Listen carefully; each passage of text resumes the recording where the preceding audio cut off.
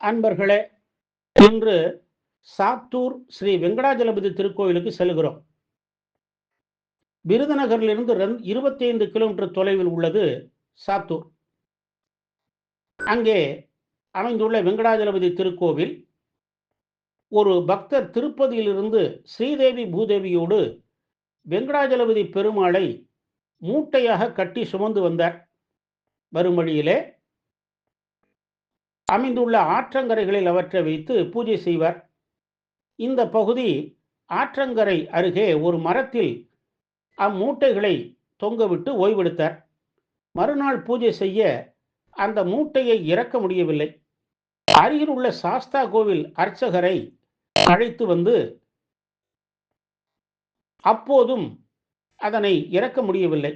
உடனே அர்ச்சகர் பெருமாள் அங்கேயே கோவில் கொள்ள விரும்புவதாக கூறினார். சேத்தூர் ஜமீன்தார் பார்வையற்றவர். அவரது கனவில் பெருமாள் தோன்றி சாஸ்தா கோவில் அருகே உள்ள மரக்கிளையில் தாம் இருப்பதாகவும் தனக்கு கோவில் எழுப்பிடுமாறும் கூறினார். அதன்படி ஜமீன்தார் அங்கு வந்து பார்த்தார். கருடன் வட்டமிடுவதைக் கண்டார்.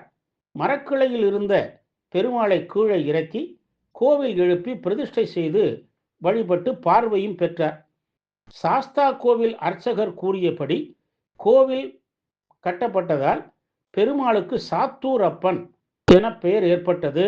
ஊருக்கும் சாத்தூர் என பெயர் ஏற்பட்டது. சாத்தூர் பேருந்து நிலையம் அருகில் 1 கிலோமீட்டர் தொலைவில் இந்த கோவில் உள்ளது. கோவிலின் சன்னதி முன்னர் அகலமான மண்டபம் உள்ளது. நாயக்க மன்னர் கால அமைப்பில் இந்த கோவில் உள்ளது. வைப்பாறு என்னும் சிறு நதிக்கரையின் மேல் இந்த ஆலயம் அமைந்துள்ளது. முன் மண்டபத்தில் ஆஞ்சநேயர், கருடாழ்வார், மகாலட்சுமி, ஆண்டாள், பட்டாபிராமர், கீதோபதேச காட்சி, வேணுகோபாலர், ஸ்ரீனிவாசர், கஜேந்திர மோட்சர், ரெங்கநாதர் ஆகிய வண்ண ஓவியங்கள் நம் கண்ணை கவர்கின்றன. கோவில் பிரகாரத்தில் தலமரமாகிய அரசமரம் உள்ளது.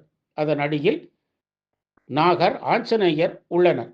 சன்னதி கருடாழ்வாரை வணங்கி கடந்தால் கருவறை அமைந்துள்ளது. கருவறையில் மூலவராகிய ஸ்ரீதேவி பூதேவியோடு நின்ற கோலத்தில் ஸ்ரீ வெங்கடாஜலபதி காட்சி தருகிறார். குணசீலத்தில் உள்ள எம்பெருமானை போன்ற உருவமுடையவர் இவர். உற்சவர்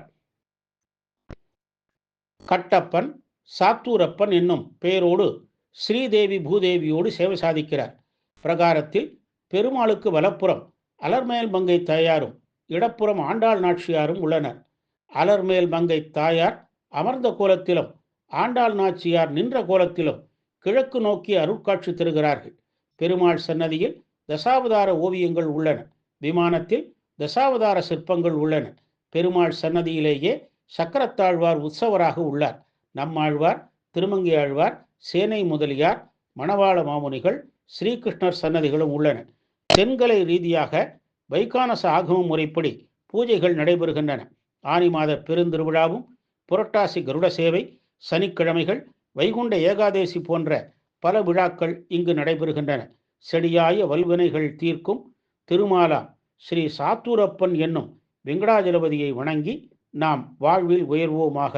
ஓம் நமோ வெங்கடேசாய.